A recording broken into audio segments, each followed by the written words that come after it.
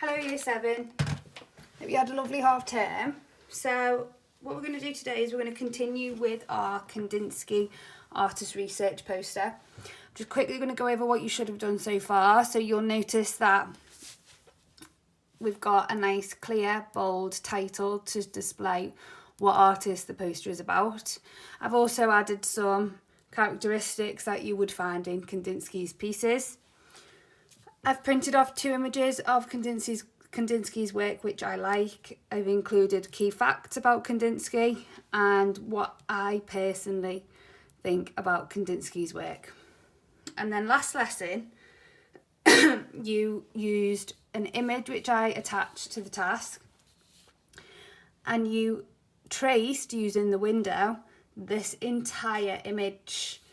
And what we're going to do today is we're going to start to add colour. Now, most of the areas on all Kandinsky's work is not as simple as just colouring a shape in one block colour. So think about all the techniques that you've learnt so far in regards to applying colour.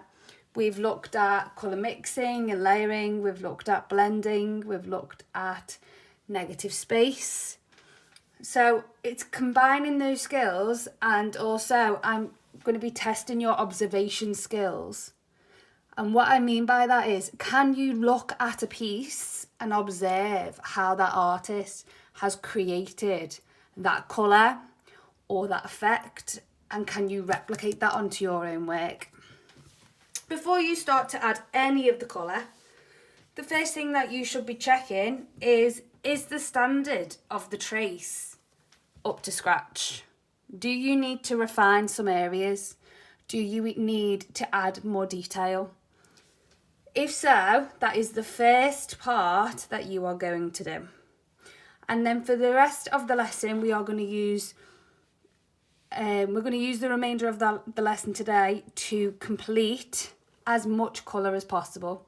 Okay? It is not a race. I am definitely after quality rather than quantity, and I'm expecting to use one more lesson to finish the colour to the highest standard. So I'm going to get started, and I'm going to do the triangle to begin with. Unfortunately, I don't have a printed image of this. I've only got it on my computer over here. But if you look at the image, I should be able to get it onto the screen. If you look at this image, you will see that this triangle here is a combination of yellow and orange. And the way that Kandinsky has created this is by doing a layer of yellow first and then adding the orange over. You will also notice that this happens in a lot of areas. So I'm just going to show you how to do it on the triangle. So we're going to start off with yellow, and you're going to do a nice even layer like so, using circular motions, keeping your hand at least halfway down the pencil to ensure that you get nice smooth application, no scratchy marks. If you're struggling to stay within the lines, then use a ruler as a guide. So you put your ruler wherever you want, and then you can go right up to that ruler and you don't have to worry about going outside the lines. Okay, once you've got that base layer of yellow down, you can start to think about adding the orange.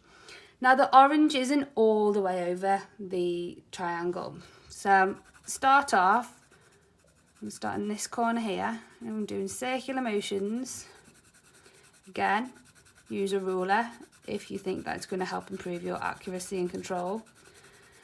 And it's a little bit patchy, okay, so I'm going to actually copy exactly what Kandinsky's doing, and it's going to be slightly darker in some areas like here, and then as it goes up it goes a little bit lighter, and then it's going to go darker again here.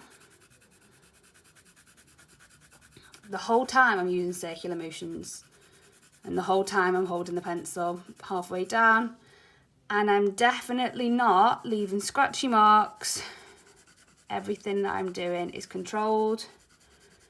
I'm taking my time, I'm observing Kandinsky's work to replicate the colour exactly the same. The closest you can get your piece to look like the original, the more marks your work is going to be awarded.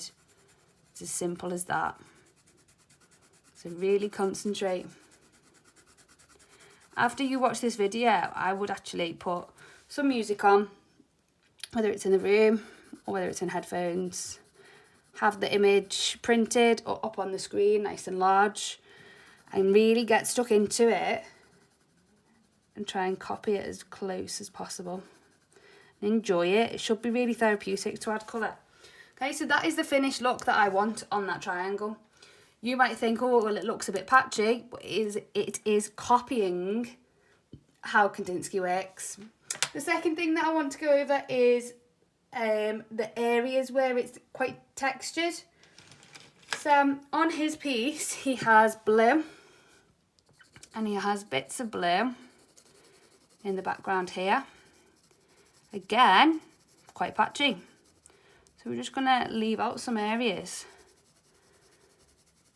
And to do this, we want to be holding the pencil far down, because the further down you hold the pencil, the more grainy that colour will then transfer onto the paper. And to create texture, the graininess will enhance the texture.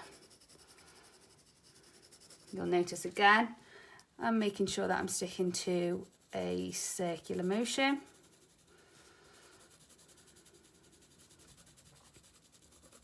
If I want an area to go darker, like here, I simply just do more layers. I don't press harder.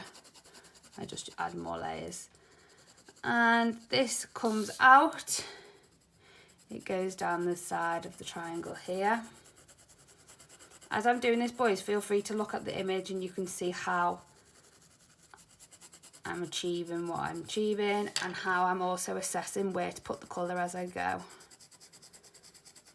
Being an artist is also being a professional problem solver, thinking on your feet. And to replicate someone's work, you have to constantly think, well, how did they do that? Okay, so how did Kandinsky do that? And then we've got another problem, which is, well, Kandinsky didn't do it in coloured pencils. Okay, this is being created originally in paint. So how do we make coloured pencils look like paint? How do we achieve the effect? How do we achieve the texture? It's not the easiest thing to do, okay, but you're all more than capable, and I feel like this is going to be a really big learning curve, and you'll realise that you can use coloured pencils like paint. At the end of the day, it's just pigment, whether it's paint, whether it's pastels or coloured pencils. So again, that part's quite patchy, but that's how I want it. We're going to go next to this area. So we've got yellow and orange strips, well, wavy strips, and then the background is black. My one tip that I would give to you for adding colour is to not add any black this lesson. Okay, we're going to add black at the end, and the reason for that is it's going to smudge. So if you wanted to add the orange and the yellow, then you would just do that the same way. If you go outside of the lines here, it doesn't actually matter because we're going to add black, aren't we? So try and be neat, but you can get away with a little bit of messiness on that. Then yellow, then orange. If I look under the triangle, I've got some of this blue coming in again. Quite dark this time. So holding the pencil a little bit further down. And it goes all the way out to this area here. If I want it to fade, I need to move my hand back up the pencil near the end so that I'm using less pressure.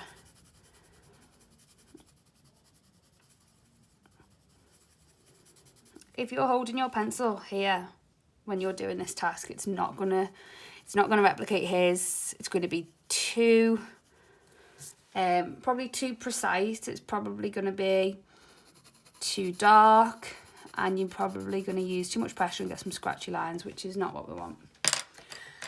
And it then goes into like a yellowy green with bits of orange. So I'm going to start off with a yellow layer of yellow, and I'm going to bring it into the blue. Anytime you need to mix colours where they join each other, you need to make sure that you're doing so with light pressure. If you use a hard pressure to try and blend two colours, it doesn't work. It will do the opposite. It will make a really heavy edge where they combine instead of doing it in a seamless manner.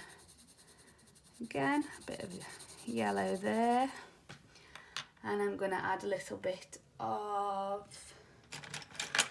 green, and this green is patchy, so I'm actually just going to add it in small areas like that. It goes a little bit more definite in some areas, so further down you can see that it's more of a green here. Got some patches right down here. We've got a solid green.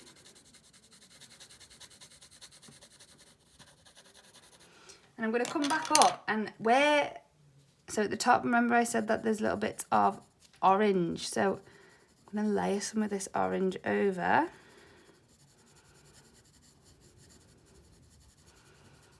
And this is really showcasing that I'm observing. So I'm picking up all these tiny little details. And that is the difference between good work and outstanding work, and definitely the difference between mid and high grade boundaries. So attention to detail is really important. I've got some darker orange here, which fades out. So you'll notice that the kind of empty spaces, so to speak, the background areas, are probably the most difficult because there's a lot of colour work going on in those areas, whereas in the shapes, you're more likely to just see one colour being used. Don't be scared to layer colours back on top of one another. Here I have got a circle which is just orange, so I'm going to start off near the edges, and I'm going to do a border. I want it to be a nice strong block colour, and then I'm going to do the middle, and I'm just going to keep layering it up until I've got no white areas left, like so. The next thing I'm going to show you is, let's see, I'm going to talk about this area here, and then I'll finish because I know this is 13 minutes, so I'm going to let you get on. So this is actually black and it goes into orange. Now the orange starts here and it's going to fade out, so light pressure where you're trying to fade out colours. And this is essentially what we know as negative space. So darker right next to the shape. I'm going to fade it out.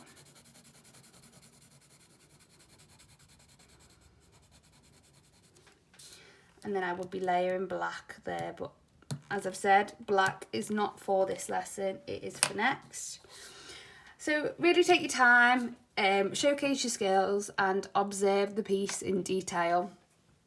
I'm not expecting anyone to be finished by the end of the lesson today, but if you could please upload a photograph of your poster, so like this, or you can upload just a photograph of the study. I look forward to see what you do, and good luck. Thank you.